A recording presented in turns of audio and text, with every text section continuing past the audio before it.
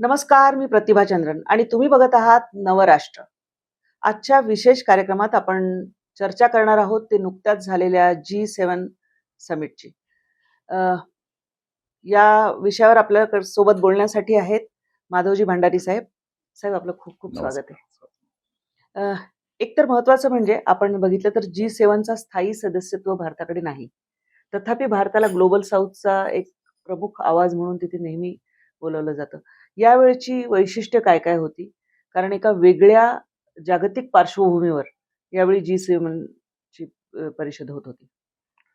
यावेळच्या G7 शिखर परिषदेचं महत्त्व हे जागतिक राजकारणाच्या दृष्टीने जेवढं आहे तेवढंच भारताच्या दृष्टीने सुद्धा खूप मोठं आहे.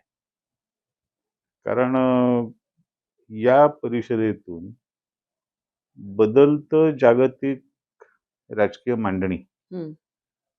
ही स्पष्ट झाली.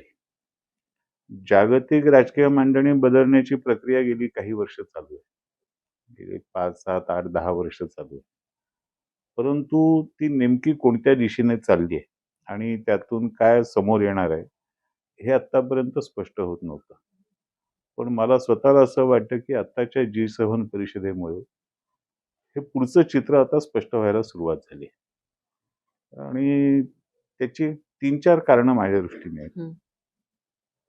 एक तर G7 परिषदेमध्ये भारताला सदस्यत्व नसताना सुद्धा बोलावलं जाण्याची ही काय पहिली वेळ नाही. पहिली वेळ नाही, बरोबर. साधारण आतापर्यंत 12-13 वेळा होय. भारताने त्या परिषदेत भाग घेतलेला आहे. म्हणजे पंतप्रधान मनमोहन सिंग त्या परिषदेला 5-6 वेळा गेले आणि आता मोदीजी 8 वेळा गेले.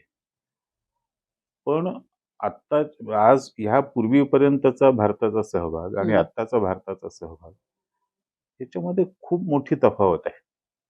म्हणजे जर आपण काही छोट्या छोट्या गोष्टी बघितल्या आणि छोट्या छोट्या गोष्टींमधूनच चित्र स्पष्ट होत असतं. तर परिषद सुरू करताना प्रथेप्रमाणे जी काही एक फोटो ऑपॉर्च्युनिटी दिली गेली आणि फॅमिली फोटो घेण्याचं जे त्यांचं पद्धत असते त्याप्रमाणे जो फोटो घेण्याची सगळे कार्यक्रम होता त्याच्यामध्ये ट्रम्पना केंद्रस्थान असणं, अमेरिकेच्या राष्ट्राध्यक्षाला केंद्रस्थान असणं स्वाभाविक आहे. ते नेहमी असतं. पण यावेळेला भारत पंतप्रधान मोदीजी त्यांच्या शेजारी होते. त्यांना ठरवून दिलेली जागा ही म्हणजे त्या फोटोच्या केंद्रस्थानी अमेरिकन राष्ट्राध्यक्ष ट्रम्प आणि भारताचे पंतप्रधान मोदीजी हे दोघे जण होते. आणि हे इतक्या वर्षात झालेली पहिली घटना आहे. कोणताही आशियाई नेता G7 फॅमिलीच्या फोटोच्या केंद्रस्थानी असणं हे यापूर्वी कधी झालं नव्हतं, पहिल्यांदा झालं. त्याच्यानंतर जो शेवटचा फॅमिली फोटो घेतला गेला त्याच्यामध्ये सुद्धा ज्याची चर्चा जास्त झाली, पहिल्या फोटोची झालीच नाही, पण जो फॅमिली फोटो म्हणून जो नंतरचा समारोपाच्या वेळेला घेतला गेला त्याच्यामध्ये सुद्धा यजमान म्हणून मॅक्रॉन फ्रान्सचे राष्ट्राध्यक्ष हे मध्ये होते, बरोबर आहे. पण त्यांच्या बाजूला एका बाजूला ट्रम्प होते, दुसऱ्या बाजूला मोदीजी होते. म्हणजे त्यांनी ट्रम्प आणि मोदीजी, भारत आणि अमेरिका हे शेजारी शेजारी एकत्र एका स्थानावर हे कायम ठेवलं, बदललं नाही. आणि ह्याला खूप महत्व आहे. याचा अर्थ भारत हा आता जागतिक राजकारणाच्या केंद्रस्थानी येऊन उभा राहिला हे ह्या G7 परिषदेने स्पष्ट केलं आणि तो अमेरिकेच्या बरोबरीने उभा राहिला हेही स्पष्ट केलं. दुसरं ह्या परिषदेचं एक महत्व भारतातल्या राजकीय भाष्यकारांनी फारसं कुठे नोंदवलं नाही, त्याची चर्चा केली नाही. पण अमेरिका इराण युद्ध थांबवण्याची घोषणा करण्याचा करार करण्यासाठी ट्रम्पने जागा निवडली G7 शिखर परिषद आणि डिजिटली केलं.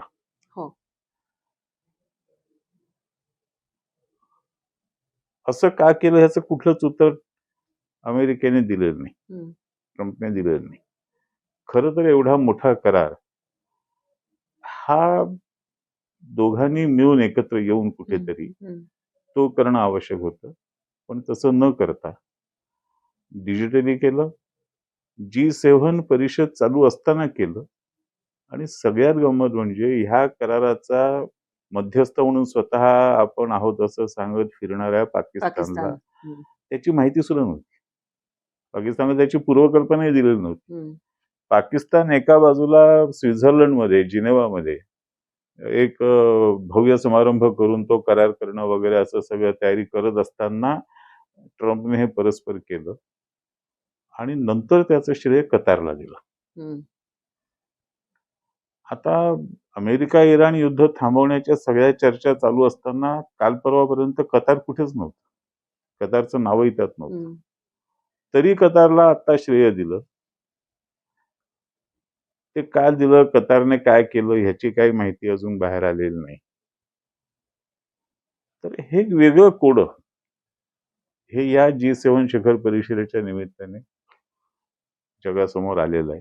हम्म, आणि हळूहळू त्यातले धागेदोरे बाहेर येतील. त्याच्यातलं कोण खरा करता करविता हेही बाहेर येईल. ते काही फार लांब लपून राहणार नाही, फार काय लपून राहणार नाही. पण या सगळ्याचा विचार करताना, अभ्यास करताना, विश्लेषण करताना कतारचे आणि भारताचे संबंध होय. गेल्या काही वर्षात जे हम्म, अत्यंत जवळीक तयार हो झालेली हो. आहे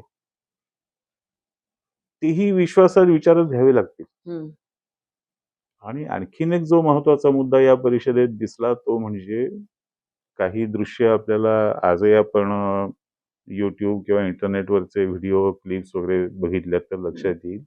किमान 2 किंवा 3 प्रसंगी ट्रम्प एकटे एका बाजूला होते हम्म, आणि बाकी सगळे प्रतिनिधी सभागृहाच्या एका बाजूला जाऊन आपसात गप्पा काही मारत चर्चा होते, आहे. चर्चा होय. करत होते. हास्य माहिती विनोद हास्य असतील विनोद बाकीचं. चालू होय. होते, माहितीची देवाणघेवाण करत हम्म, होते, हम्म, नोट्स एकमेकांना देत होते. हम्म, पण अमेरिका एकाकी होती. हम्म, अमेरिकेच्या भोवती लोक गोळा होत नव्हते. या सगळ्याचा स्पष्ट अर्थ असा आहे की गेली अनेक वर्षे 1945 साली दुसरं महायुद्ध संपल्यानंतर जी जागतिक रचना निर्माण झाली तिच्या केंद्रस्थानी अमेरिका होता. हम्म, विशेषतः युरोपसाठी संपूर्ण युरोप हा अमेरिकेच्या आजूबाजूला एकवटलेला होता, अमेरिकेच्या बरोबर होता. आज आता 70-75 वर्षांतर बोलताना, कारण आता 75 वर्ष होऊन गेली दुसरं महायुद्ध संपलं. अमेरिका आणि युरोप एकत्र राहिलेले नाही. हम्म, युरोपने आपला रस्ता वेगळा निवडला आणि ज्या पद्धतीने स्वतः ट्रम्प युरोपमधल्या वेगवेगळ्या देशांवर वेगवेगळ्या पद्धतीने आक्रमण करण्याचा प्रयत्न करतोय, होय. त्यामुळे युरोप आणि अमेरिका यांच्यातली दरी अधिक रुंदावत चालली. हम्म, आणि या सगळ्यामध्ये एक विश्वासार्ह साथीदार हम्म, किंवा एक विश्वासार्ह मित्र म्हणून युरोपने भारताला निवडलेलं आहे. आणि हे सुद्धा गेल्या 2-3 वर्षांमध्ये अतिशय स्वच्छपणे जगासमोर येत आहे. बरोबर. म्हणजे भारत अमेरिका संबंध ताणलेले असताना, अत्यंत टोकाचे ताणलेले असताना हम्म, नजीकच्या गेल्या वर्षभरामध्ये होय. भारत आणि अमेरिकेमधला व्यापार करार होणार की नाही हम्म, याच्याबद्दल अनिश्चितता असताना युरोपने भारतामध्ये येऊन भारताबरोबरचा एक ऐतिहासिक करार केला आणि त्याला mother of the all deals all deals. असं करेक्ट. त्याचं वर्णन हो केलं.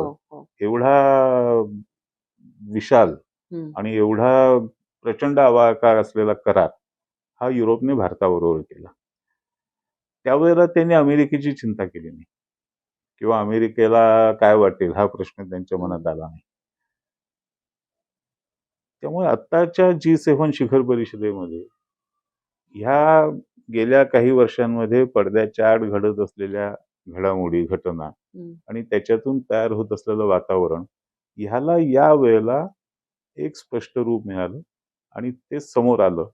आणि ह्या ज्या गोष्टी समोर आल्या, छोट्या छोट्या गोष्टी समोर आल्या, त्याच्यावरून मला स्वतःला असं वाटतं की बदलत्या जागतिक मांडणीचं खरं चित्र, हम्म, नवं चित्र, खरं म्हणण्यापेक्षा नवं चित्र बरोबर. हे या G7 शिखर परिषदेतून समोर आलं आणि ते भारताच्या दृष्टीने अतिशय महत्वाचं आहे. सर, एक 2-3 जर आपण की टेकअवेज ज्याला म्हणतो आपण असे या परिषदेचे आपण आउटकम्स बघायचा विचार केला तर तुम्हाला ते काय वाटतात? एक भारताच्या दृष्टीने सुद्धा आणि एकंदरच G7चं आउटकम अशा अर्थाने. कारण एनर्जी सिक्युरिटी असेल किंवा काही एआयच्या बद्दलची सुद्धा बऱ्याचशा गोष्टी झाल्या. सायबर सिक्युरिटीच्या दृष्टीने झाल्या. या सगळ्या गोष्टी. हे जे टेक अवेज आहेत ते स्पष्ट व्हायला थोडा काळ जाऊ द्यावा लागेल. कारण या शिखर परिषदेच्या निमित्ताने किंवा त्या शिखर परिषद चालू असताना जे आजूबाजूला भेटीगाठी होतात, चर्चा होतात, होय. त्याच्यातून काही करार होतात. हं, ते नेमकं काय काय झालं हे अजून समोर आलेलं नाही. हं. ते चित्र स्पष्ट व्हायचं आहे. पण एक तर चित्र नक्की स्पष्ट झालं, की क्लीन एनर्जी, होय. ग्रीन एनर्जी हं, आणि एआय, हं. सायबर सिक्युरिटी या सगळ्याच मुद्द्यांवरती आणि डिफेन्स, डिफेन्स संरक्षण अर्थातच. होय. संरक्षण हो. म्हणजे या शिखर परिषदेच्या निमित्ताने नाही, पण आत्ताच फ्रान्स बरोबर आपण पाणबुड्यांच्या बाबतीतला एक फार मोठा करार करार केला आहे, केलेला आहे. की जो सागरी सुरक्षेच्या दृष्टीने ऐतिहासिक ठरलाय. हं, तर त्यामुळे असे जे वेगवेगळे करार ह्या मधल्या टप्प्यात झाले असतील, शिखर परिषद चालू असताना, शिखर परिषद चालू होण्यापूर्वी किंवा शिखर परिषद संपता संपता. जसं शिखर परिषद संपल्याबरोबर मोदीजींनी फ्रान्समधल्या एका टेक्निकल संमेलनामध्ये भाग घेतला हं, आणि टेक्नॉलॉजी संबंधित हं, एका हं. संमेलनात भाग घेतला. आणि त्याचे फायदे भारताला काय मिळत आहेत, काय मिळतील, हे सुद्धा एक येत्या माझ्या समजुतीने येत्या एक दोन महिन्यामध्ये स्पष्ट व्हायला पाहिजे. पण एक सगळ्यात मोठा टेक अवे जर काही असेल हं. तर ट्रम्प आणि मोदीजी होय. यांची जी एकत्र पत्रकार परिषद झाली हं, आणि त्या पत्रकार परिषदेत मोदीजी काहीच बोलले नाही, हं, ट्रम्प बोलला आणि त्यात त्याने अनेक गोष्टी मान्य केल्या.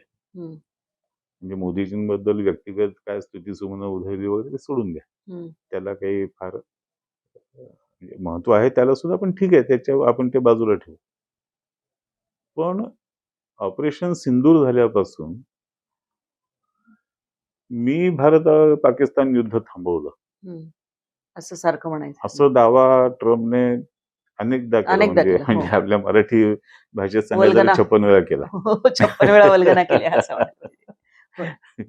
पण आता मोदीजींबरोबर बोलत असताना हं. त्यांनी मी 8 युद्ध थांबवली असा दावा केला. हो. पण भारत त्यात पाकिस्तान युद्ध भारत थांबवलं पाकिस्तानचा उल्लेख नाही. असा उल्लेख त्याने केला आहे. बरोबर. याचा अर्थ मधल्या काळात त्याने ज्या काही 56 वेळा थापा मारल्या त्या थापाच होत्या, हे त्याने वेगळ्या पद्धतीने मान्य केलं. हं.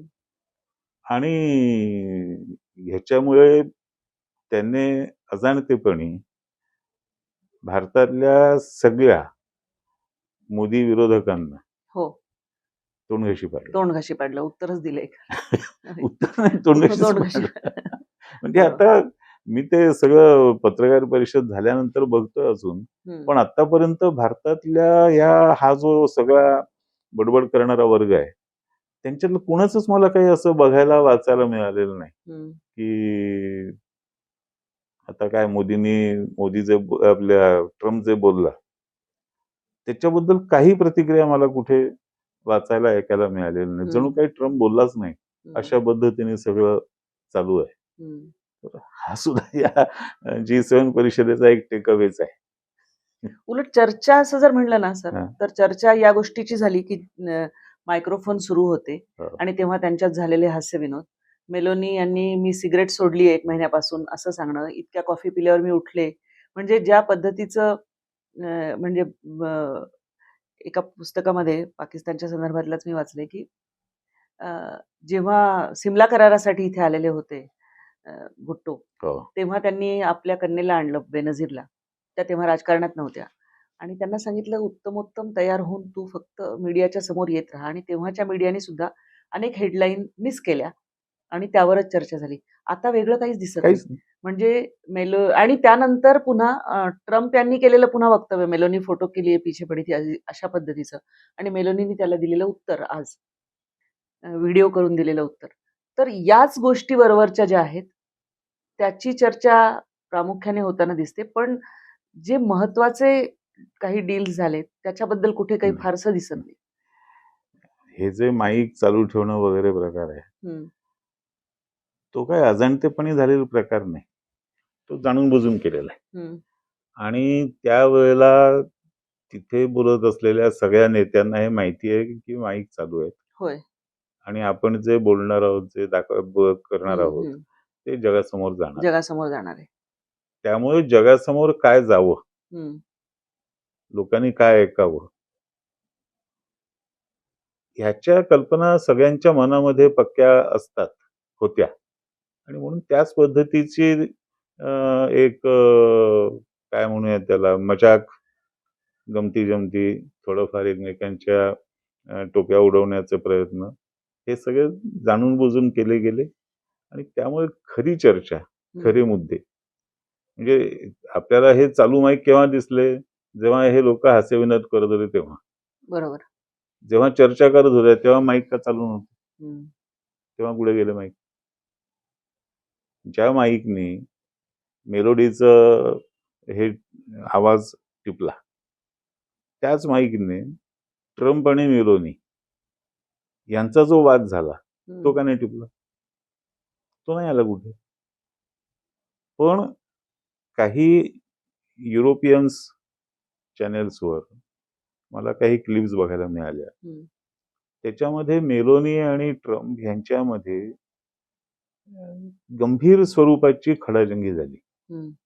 आणि हे तर गेले वर्षभर पाहायला मिळत होतं की ट्रम्पने ज्या पद्धतीने युरोपवर आक्रमण केली, त्याच्या विरुद्ध मेलोनीने भूमिका घेतली. मेलोनीने युरोपच्या सुरक्षेची भूमिका घेतली आणि तिने ट्रम्पवरती टीका केली किंवा ट्रम्पच्या सगळ्या ह्याला आक्षेप घेतला.